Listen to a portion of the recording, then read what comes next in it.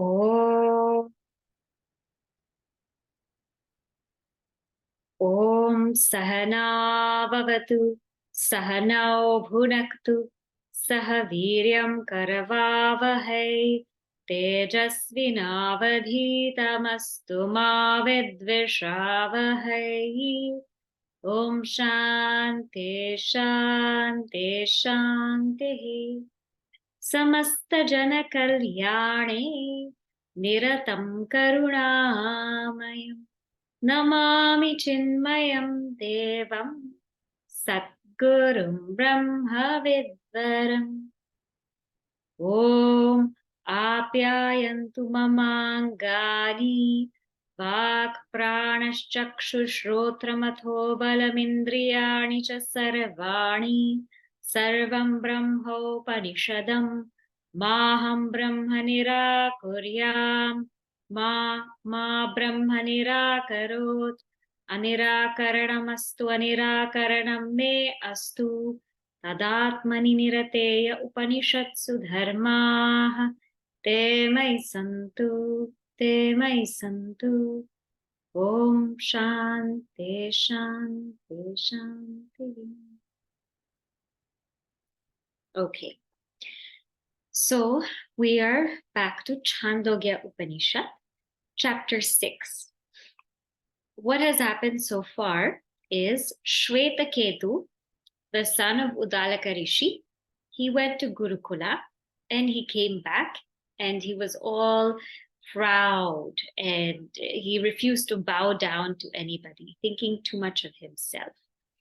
And his father wanted to put him in his place. So he asked his son, did you learn this in Gurukula? What?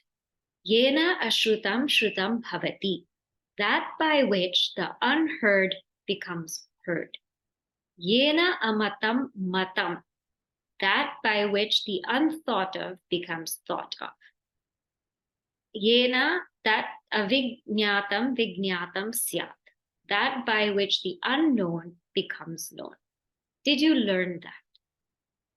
Knowing that everything that's unknown will become known. Did you learn that, Shwetaketu? And Shwetaketu, the son of Udalaka Rishi, said, how could there be such a teaching? So now Udalaka Rishi proceeds with 3 examples. And he says, Yatha Somya. So now I'm in mantra 4. If you all want to follow, I'm in mantra 4. This is in the first chapter, mantra 4. Okay. All right. Okay. Okay, I think if you can't hear, please just check your volume. Yes, everybody else can hear, right? Okay. So we're on chapter 1, mantra 4. Yatha Somya, just as Somya. Somya here is Shwetaketu. Ekena mritpindena sarvam mrinmayam vijñatam syat. Just by knowing that lump of clay, just by knowing that lump of clay, okay, the one on the iPhone, just please check your volume. Just please check your volume because everybody else can hear. Okay, all right. So just by knowing a lump of clay, everything else is known. For example, just by knowing a lump of clay, the pot, the pitcher, the cup, all that's made up of clay is known. So just by knowing the cause, all the effects are known. And there he says, Vacharambhanam vikaro namadheyam. The effects, vikara, are just vacharambhanam. Vacharambhanam means based on speech. Namadheyam, they are just namesake. Mritika iti eva satyam. Clay alone is the reality. So now how do we take this? We saw a little bit of this before, but now I'm going to just revise it a little bit because this is a very, very important concept in Vedanta. Okay. So what do I have here? I found a clay pot in my home, right? So when we think of clay is useless. Just clay on its own, it's useless. And clay is just clay. But when we take that clay and we make a nice pot like this, what happens? There's a new name, and the new name is pot, and the new shape is the shape of a pot, correct? So there's a new name, there's a new shape or form, and this pot, I can actually fill it with water. So new name, new form, new usage. And therefore, I get fascinated by this. I get fascinated by this pot. But what I don't realize is although this pot has a new name, a new form, and a new usage, it is not a new thing. It's not a new thing because it is clay alone. It is clay alone. So what happens is, in its unmanifest form, clay, there's nothing I can do with clay. I mean, I can't use it to put water. I can't use it to put water. I can't transact with it so much on its own. And then when it takes a new name, a new form, a new, it has a new transactional value, I feel like this is so real because I can work with it. I can transact with it. I can do so many things with it. So why isn't it real? The answer is because it's not a new thing. It is just clay. All it is clay. Because if you remove the clay from this pot, there is no pot. So this is called vacharambhanam. Vacharambhanam means this idea of pot is just based on speech. It's just it's a new form, it's a new shape, it's a new transactional value, but all of those things are just speech. They're empty because in reality, this is just clay and clay alone. The same with gold, right? The other example he gives us gold. Gold on its own, first we say 24 karat gold or whatever karat gold is there. And then it takes up a new name, bracelet, a new form, bracelet, and I can put it in my hand. And when it does that, I get fascinated by it because I can wear it in my hand. But the truth is, this new name, new form, new usage is not a new thing. It's still gold because if I remove the gold from the bracelet, there is no bracelet that exists. So it's not a new thing. But the idea is that in clay's essential form, when it's only clay, clay shines out to me.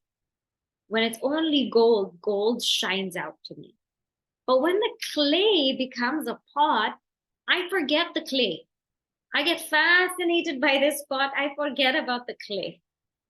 When the gold becomes a bracelet or a necklace, I get fascinated by the bracelet or the necklace that I forget that it is gold. I forget that it is gold. It came from gold, it stays in gold, it will go into gold. It is gold alone. Similarly, this universe is not a new thing. It's not a new thing. The substratum of the entire universe is what we call Brahman or Sat or existence. This is the substratum of the entire universe. The universe is just it's a multitude of names and multitude of forms and multitude of things that we can transact with. But in its essence, it's existence. In its essence, it's existence. And when it's just pure existence, my mind is on existence. But when it's existence with these names and forms and all of these transactional values, then I get lost. I forget that this world is actually Brahman. I get completely lost. I forget about it. So it says, Vacharambhanam vikaro namadheya. The world is just a word. The world is just a word. In essence, it is just Brahman, but we get so incredibly carried away by it. So he gives the example of clay, he gives the example of gold, he gives the example of iron, and this phrase will keep coming again and again. Vacharam bhanam vikaro namadheyam. So the reality is I am, right? I am is the reality. I am. Everything else is just an addendum. It comes and it goes. It comes and it goes. My body is there when I have the idea of my body. My mind is there when I have the idea of my mind. My ego is there when I have the idea of my ego. So all of these things, they just come and go. The truth is I am. All the other things are just ideas. That Shubhani is an idea. This body is an idea. This mind is an idea. This place is an idea. The only reality is I am. And it's not that all the other ideas, it's not that they're only temporary, but they're also false, right? So there was a question last time. How do we know what is real? So reality is that which does not change. And reality is also that which independently exists. It can exist on its own right without anything at all. But when we take this body idea, this mind idea, this ego idea, these cannot exist without the I am. So they dependently exist on I am. So not only are they temporary, but they're also false. The world cannot exist without I am. First, I am comes, and then the whole world comes. This is what Bhagavan Ramana Maharshi Ji also says. First, that I thought that for I am existence, consciousness is there. I thought, and then the object thought. So first I am, then the world is. So the idea is Mritika iti eva satyam, means clay alone is the reality, gold alone is the reality, iron alone is the reality, I alone, I as existence consciousness, Sat, alone am the reality. Everything is just based on words. Vacharambhanam vikaraha namadhyam. So even if the gold bracelet breaks, even if anything happens to the gold bracelet or a gold necklace, if anything happens to that, gold still remains. So gold can remain even if the bracelet is broken, the bangle's broken, the ring's broken, gold remains.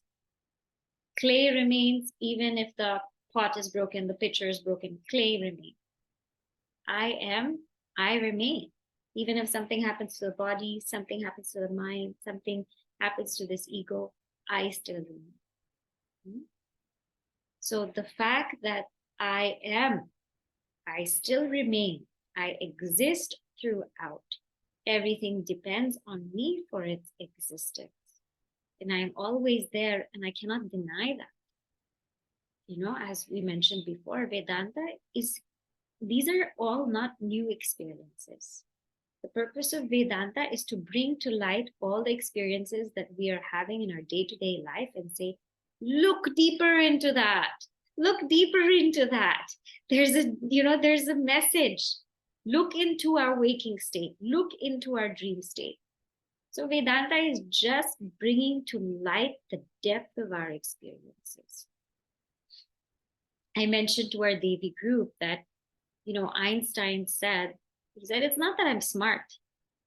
He said, it's that I stay with a question long enough. That's all it is, right? So if we stayed with these questions, if we really looked into our lives deeply, then everything would be answered. But the depth is lacking. Depth is lacking. Focus is lacking. Now, one more point to this. So this mantra, these mantras 4, 5, and 6. What does that mean for me in my day-to-day life? Again, so many things will happen around me. Do I have the capacity to shrink that? Something may be taken as a big crisis. Something small may be taken as a big crisis. It's a big crisis. I forgot my phone at home. And we make it like such a big, big crisis, right? Very, very big crisis. I forgot my phone at home. Shrink it, right? It's a problem. Okay, I forgot my phone at home. It's a problem. Shrink it again. It's a situation. It happens. It's okay. Deal with it. Move on. It's a falsity. It's an appearance. Why make such a big deal about it? So when one has deeper understanding of the appearance of the world and how the real nature of the world is Brahman, they're able to shrink all of these things. Life goes from what to so what, right? What to so what. That's all that happens. So keep this mantra in mind, that all of this is just words. There are bigger things. There are deeper things in life to really dwell in. Okay. Now, so Shwetaketu, after these 3 examples, which his father gave, he said, I didn't learn that in Gurukula. And I didn't learn that maybe because they didn't know. So that's why they didn't teach me, very, very proudly. And then he says, please teach me. Tells his father, you teach me. So now, again, in his ignorance, he's blaming everybody. But the truth is he wasn't qualified then. And so he asks his father to teach him. So now we've started on the 2nd chapter last time. So the 2nd chapter, the first mantra, we saw this, just the first part. Sadeva somya idam agra asid ekam eva advitiyam. So sat eva. Eva means sat alone. When we say sat, existence, Brahman. Sat alone, somya, O Shwetaketu, idam, this world, agre, in the beginning, asit, was. Ekam eva advitiyam, one alone, non-dual. So first we'll see this part of the mantra.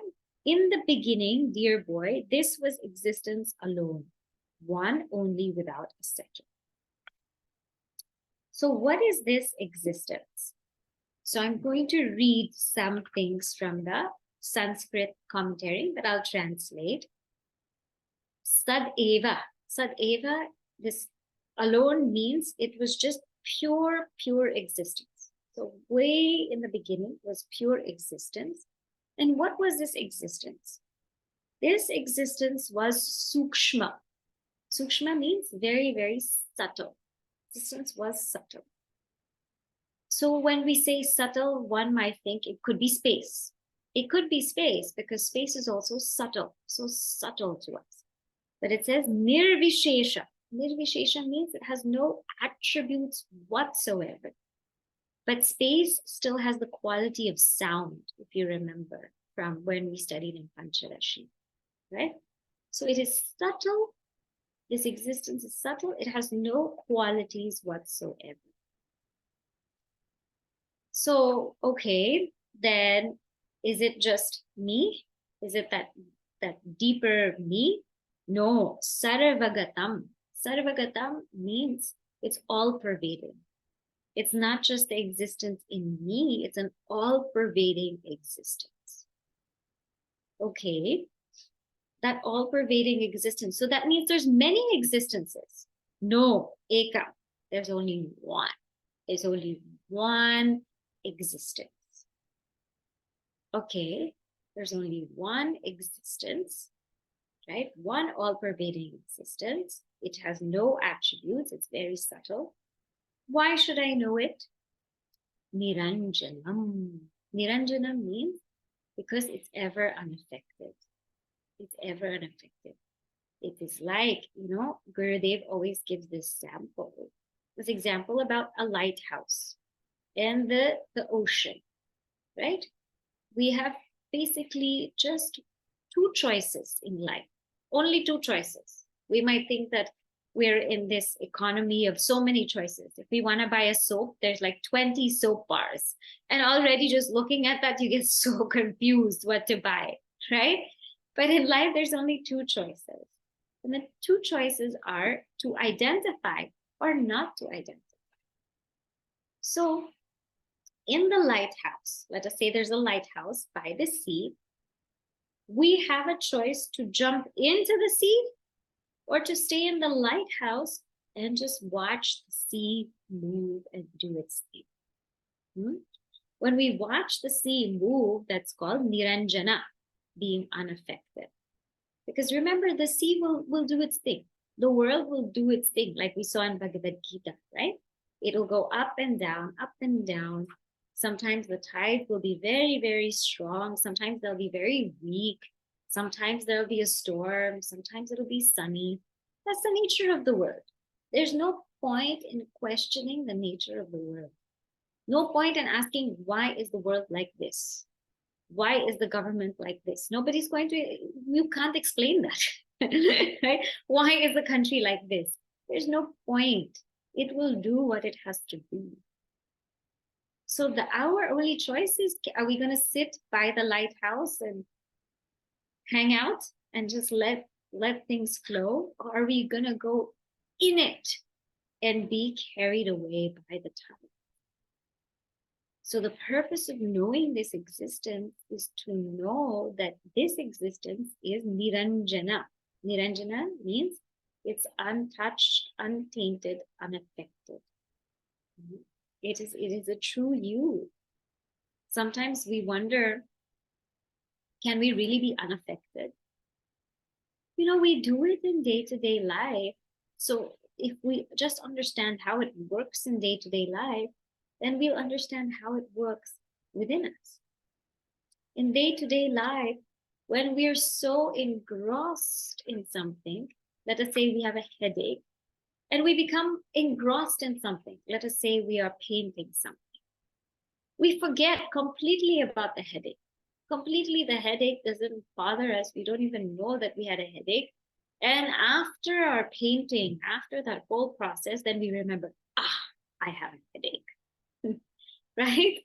Or if the child is in a soccer game and they fall down and they get hurt really badly, but they're so excited about the game, they're going to get up and keep playing, keep playing, keep playing. And after the game, they're going to cry and say, oh, I got hurt.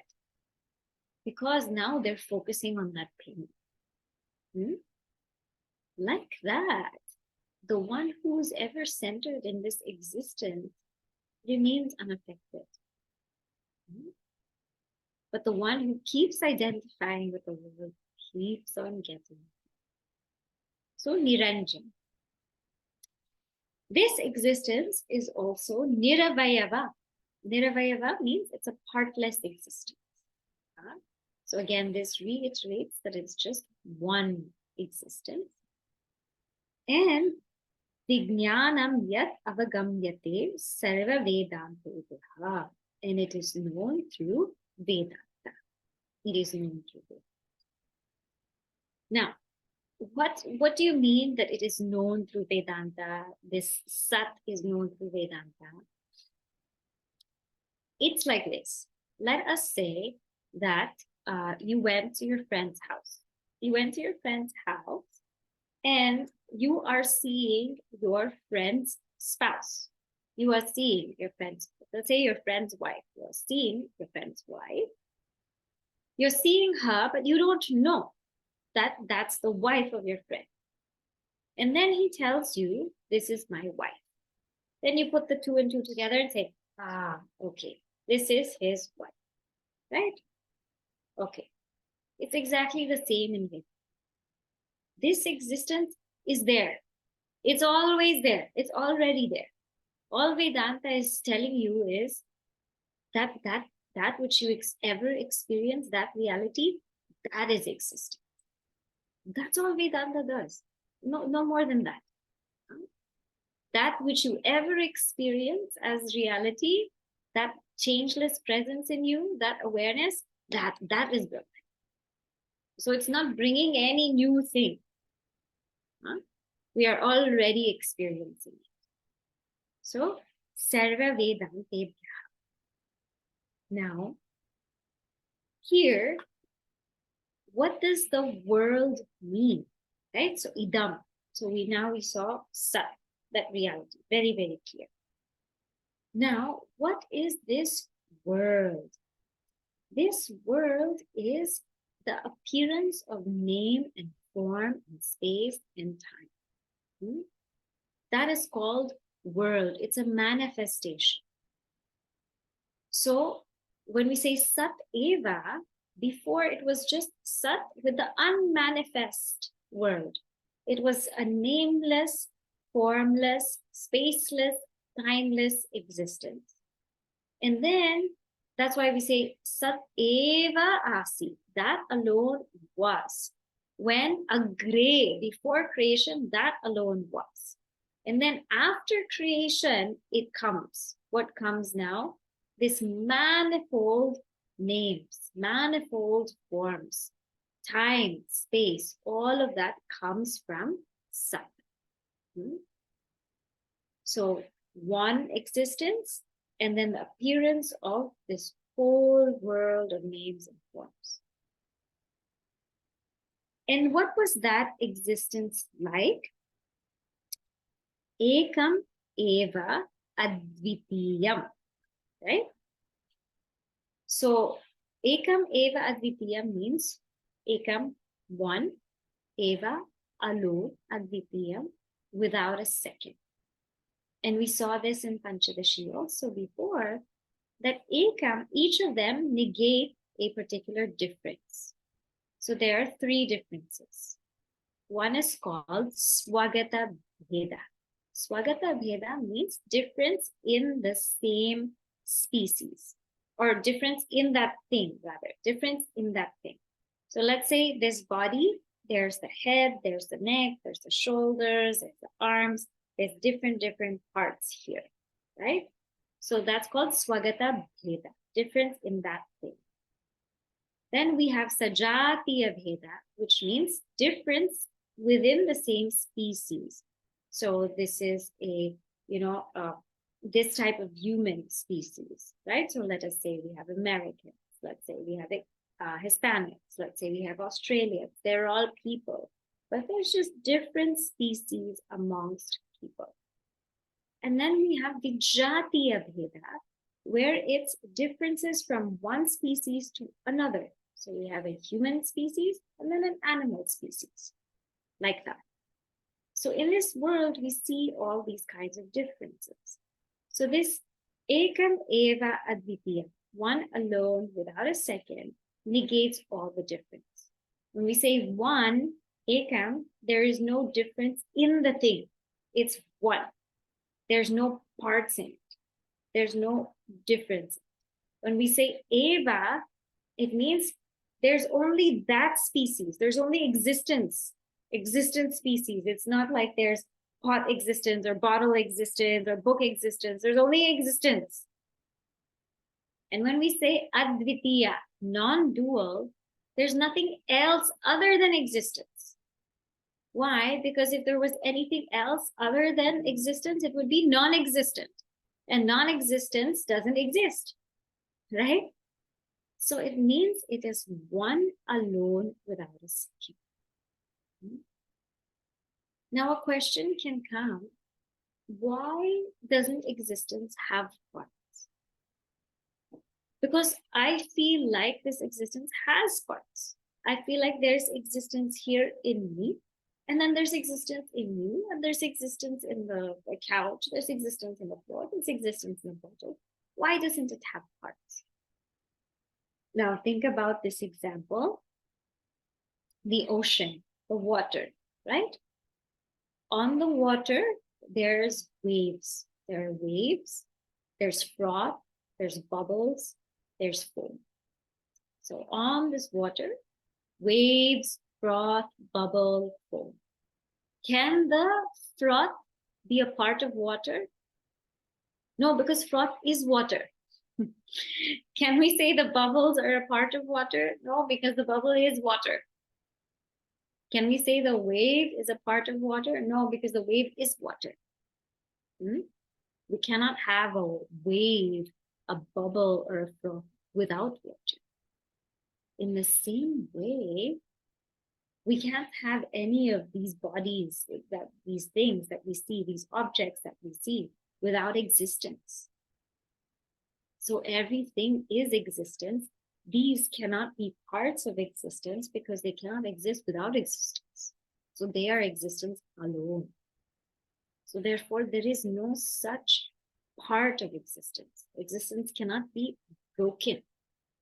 If we think about space, space is something that cannot be broken, cannot be cut, cannot be burned. So if space itself cannot be tackled, broken, cut, burnt, what to talk of existence? So it is that one partless existence. And if we think that names and forms could be part of existence, but names and forms weren't even there before. They are just appearing on existence. So that one existence alone was there. And that one existence alone, why do we say alone was there? Because before it was in unmanifest form, and now it's in manifest.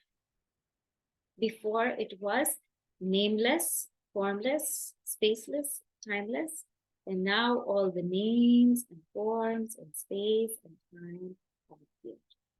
So before it was like almost like deep sleep state, where everything is in seed form. We can't transact with it. But now it is all alive and we can move with it.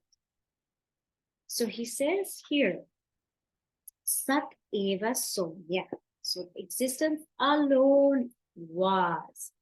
Now the question is, why do you say was? You know, why are you bringing a verb here? Now you're, because if you say existence was there before creation, but isn't before part of creation? This came up in Panchadashi. Isn't before part of creation? Because before means time. So when you say existence was there before creation, then you're already bringing the concept of time. So how can you say this? If that existence was timeless and spaceless, then why do you say existence was there before creation? Why do you use these words? And so the answer is that to convey this depth to the student, we have to use certain words. This truth is beyond time and space. But every time we speak it, it's a lie. Every time we speak this truth, it's a lie because it's within the realms of time and space. The student's mind is within time and space. So we have to speak the language of time and space. The student is in Dvaita Bhasha, what we call Dvaita Bhasha, the language of duality. So therefore, we have to speak that because Advaita Bhasha, the language of non-duality, is just silent. So we have to use such words. Sat eva, existence alone.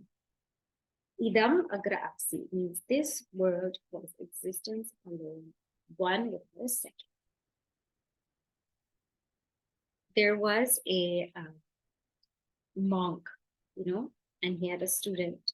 He was a teacher and he was a student, and he had this book that he would keep with him all the time. He would keep this book all the time with him. And he was about to die, very, very sick.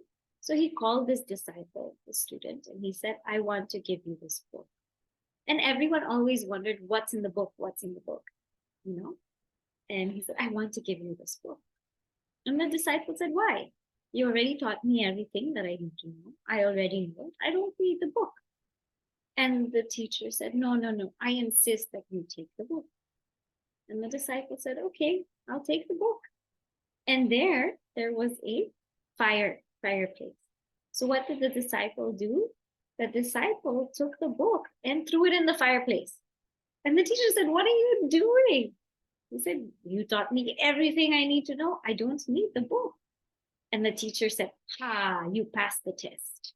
Now I can leave my body. The teacher was so happy. So this is what we call Advaita Bhasha. Advaita Bhasha means every time we speak, it's a lie.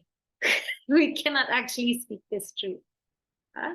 Because it is that which illumines the very speech with which we speak. So, Sat alone was. Then he says, Tadha eka, that some people, that some people say, Asad eva idam agra asi, that this world was non-existent. This world came out from non-existence. Ekam eva advitiyam, one alone without a second. Tasmad asata sajjayata, and therefore from non-existence, all of this came.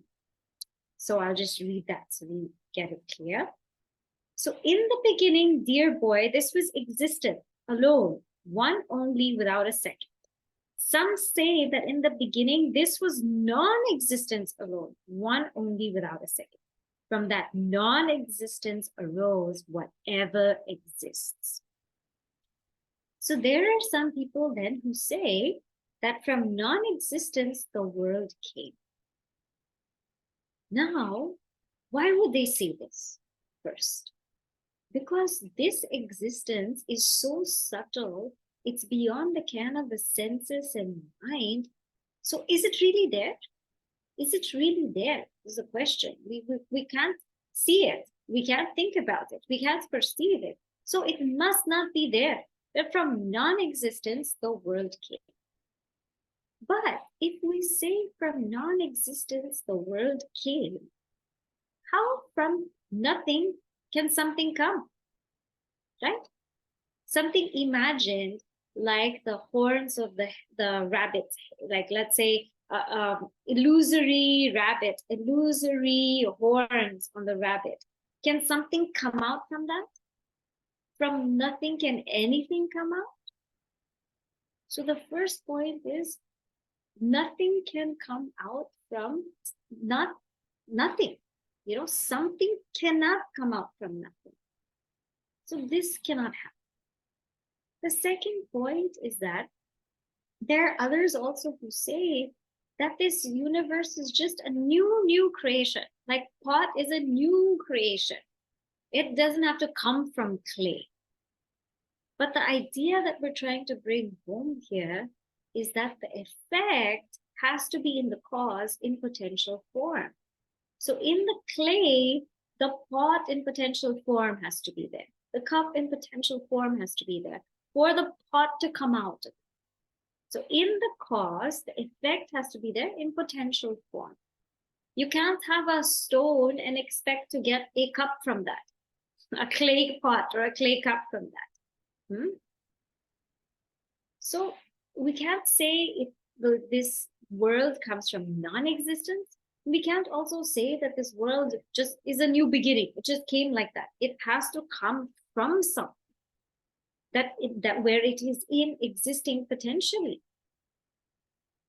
Then the second point is, if we say that from non-existence, this whole world came, how can that be? Because everything is. This pot is. This book is. This bottle is. When it's not that this bottle is not, this book is not, this pot is not, everything is. So how can we say that from non-existence, existence has come? The third point is, have we ever experienced non-existence? Because the one who's saying that existence comes from non-existence exists. Right? If I say from non-existence, existence comes, that means I exist. There is existence. So what non-existence are we talking about? Is it really there? And the very fact we say it is non-existent means it doesn't exist. So he says here that some say in the beginning, this was non-existence, one without a second. And they say that from non-existence, only existence came. Now, this is some Uddalaka Rishi giving a very different perspective so that Shwetaketu understands. And then now in this mantra, he says, it's not possible. It's not possible that from non-existence, existence comes. So this is mantra 2 now. Kutastu khalu somya, kutastu khalu somya, evam syat iti ho vacha, katham asatas sajjayeteti, katham asatas sajjayeteti, satveva somya, idamagra asit, ekameva dvitiyam.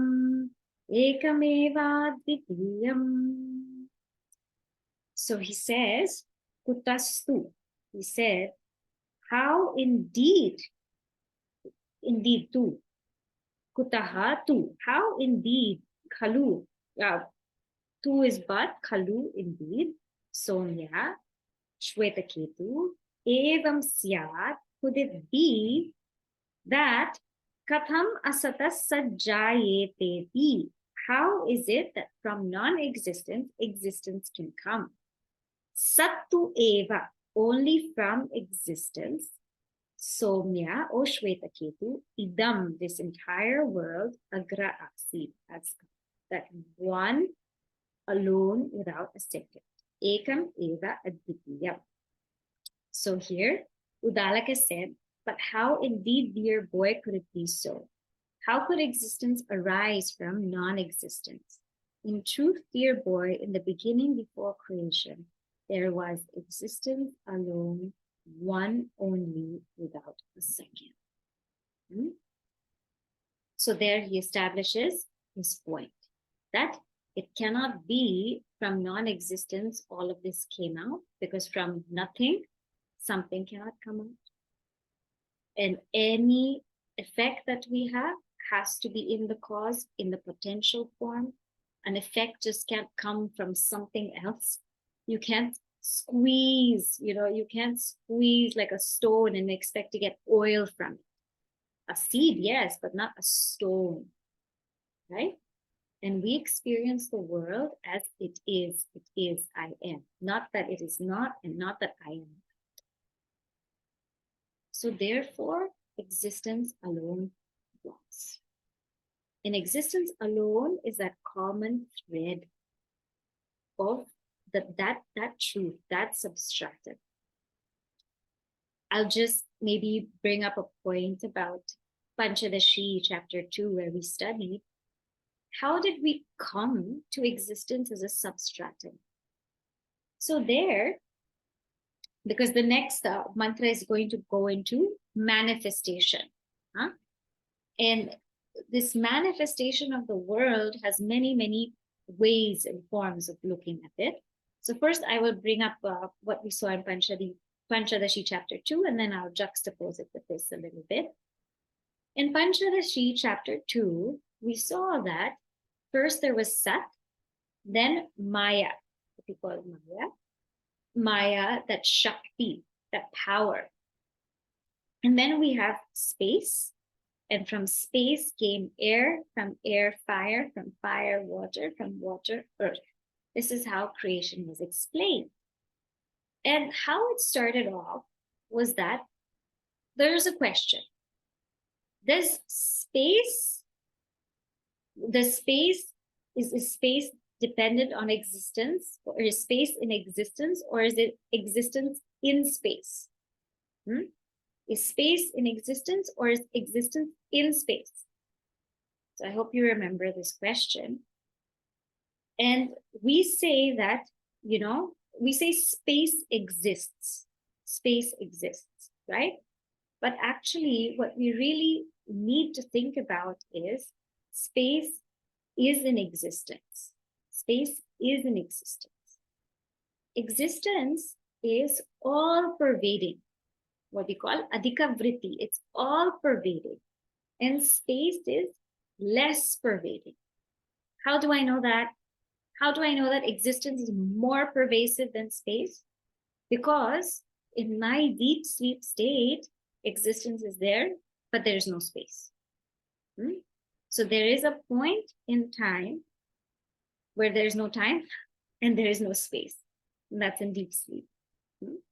So existence becomes then all pervasive, and space is less pervasive. So one becomes the substratum, and one becomes that which is supported by the substratum. Now, existence is existence. It's a substratum. Space is that which is supported by the substratum. So space is opposite. There are two things. So one is existence. Space has to be then non-existence, because they're two different things. One is a substratum, one is supported by the substratum. If one is existence, the other one is non-existent. But yet it appears. Because it appears, we call it mithya. So the idea is that that whole manifestation is based on existence. So on existence, there is Maya, then there's space, then there's air, fire, water, earth. And if we look at space per se, just space, so space has existence, it has Maya, it has a property of sound, it has all of these things. Space is there. If you extract existence, what happens? Space crumbles down. No space. That's why that's called mithya, or an appearance, or illusory. So one way of thinking of how this world came to be is through this process of existence, Maya, space, air, fire, water, earth. This is what we will see in Taittiriya Upanishad. But now here in Chandogya Upanishad, it's different. It's different. It's fire, it's water, it's earth. They use three. So Trivrit Karanam, it'll come, Trivrit Karanam. So the question comes, why is it in different Upanishads, this manifestation of the world is explained in different ways? Why is it in Taittiriya Upanishad, it's 5 elements? Why in Chandogya Upanishad, it's 3 elements? Why is it in Aitreya Upanishad, it's in a whole different story that they say? Why is it in Mandukya Upanishad, it's explained like a dream? Because the idea is the manifestation is really not there. It's really not there. It is just Brahman alone. But the student gets so caught up into why is the world like this? What is creation? How did it come about? That the student doesn't question, did it actually come about? Did it actually come? So we will stop here for now, because if I start this mantra, this will take some time. So next week, we will see now how this manifestation has come, how this world has come according to Chandogya Upanishad. In Kathopanishad, Swami Chinmaya ji, I think he writes, there are so many theories of creation, and when you look at all of it, then you realize how our rishis were. Each of them was just to match to the mind of the student. That's all. Vedanta is just taking, stringing the student along, and then finally saying, It's not there. It's not there. Not there. So we will see how Chandogya Upanishad goes. And Shvetaketu has more, questions, and Udalaka Rishi has more examples to explain these systems. I'll say the closing prayer, and then if anyone has questions or thoughts, stay back. Om Purnamada Purnamidam Purnat Purnamudachyate Purnasya Purnamadaya Purnamevavashishyate. Om Shanti Shanti Shanti. Harihi Om Shri Guru Namaha. Harihi Om.